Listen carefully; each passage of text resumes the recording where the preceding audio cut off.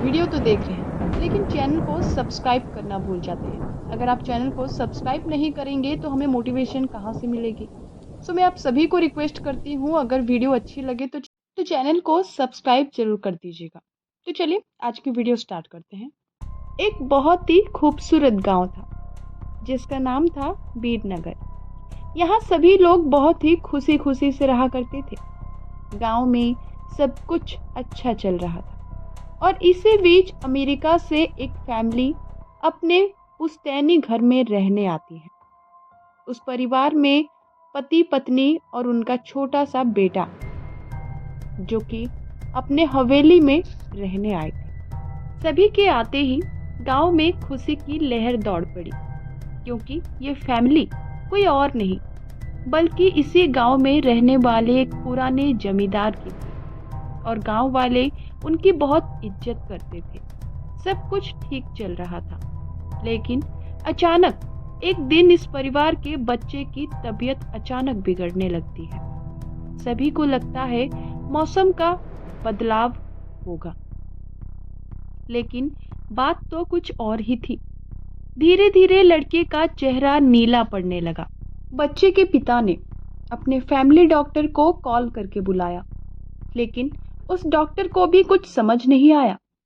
तो उन्होंने पास में ही बने एक हॉस्पिटल में उन्हें सारा चेकअप करने के लिए इनवाइट किया, ताकि बच्चे की बीमारी का पता लगाया जा सके। परिवार के डॉक्टर की सलाह अनुसार हॉस्पिटल जाना उन लोगों ने जरूरी समझा। सारे चेकअप होने के बाद कुछ भी हासिल नहीं हुआ। जैसे ही सारा परिवार गांव पहुंचा तो गांव के कुछ बुजुर्ग ने बच्चे की हालत देखकर उन्हें ओझा के पास जाने को कहा। आज भी गांव में पुरातन रीति रिवाज के अनुसार झाड़ फूक करके इलाज करने की प्रथा कायम है।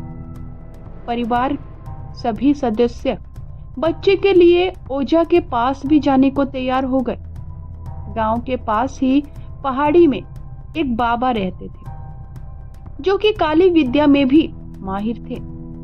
जैसे ही उनके आश्रम की सीढ़ियों में वो बच्चा अपने परिवार के साथ पहुंचा तो ओझा जोर जोर से चिल्लाने लगे, तू क्यों आई है? इतने बरसों के बाद भी तेरा बदला शांत नहीं हुआ। ये सब सुनकर बच्चे के माता पिता और गांव वाले दहशत में आ गए। उन्हें समझ में नहीं आया कि बाबा को इतना क्रोध क्यों आ रहा है, जबकि उन्हें अभी तक कोई बात बताई नहीं गई। लेकिन बाबा तो काली माया में पारंग थे। वो इसी वजह से उन्हें रूहानी ताकतों को पहचानना आता है। सभी लोगों ने आश्रम में प्रवेश किया, लेकिन बाबा ने केवल उस बच्चे को पास आने को कहा। बच्चे की हालत बहुत ही खराब थी। उसकी आंखें लाल हो चुकी थी, उसका शरीर नीला दिखाई पड़ रहा था और उसके शरीर का तापमान आम बुखार से कहीं ज्यादा था। ओझा ने विभूति उठाकर बच्चे के मुंह पर फेंका।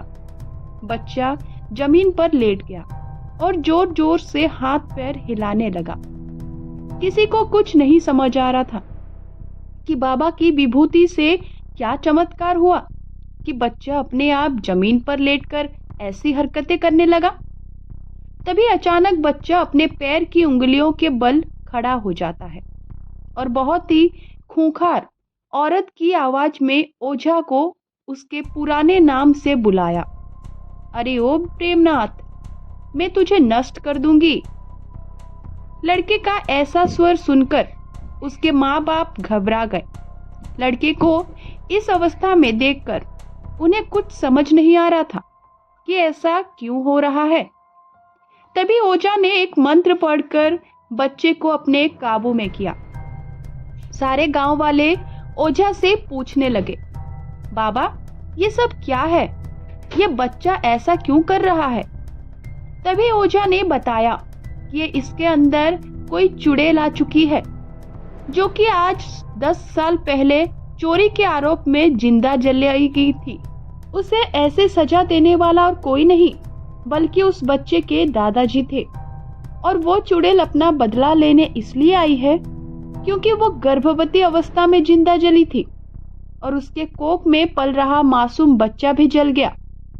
इसी वजह से वो उस वंश के सभी बच्चों को दर्दनाक मौत देना चाहती है ताकि उसका बदला पूरा हो सके। ये सारी कहानी जानने के बाद उसके परिवार वाले ओझा के सामने गिड़गिड़ाने लगे और अपने बच्चे की जान की भीख मांगने लगे। तभी ओझा ने अपनी घोर तपस्वी शक्ति से मंत्रों के उच्चारण के साथ उस चुड़ैल को मासूम बच्चे से बाहर निकाल दिया और कुछ ही क्षण में बच्चा नॉर्मल हालत में आने लगा। सभी को लगा कि सब कुछ हमेशा के लिए ठीक हो गया, लेकिन ये तो बस एक शुरुआत थी।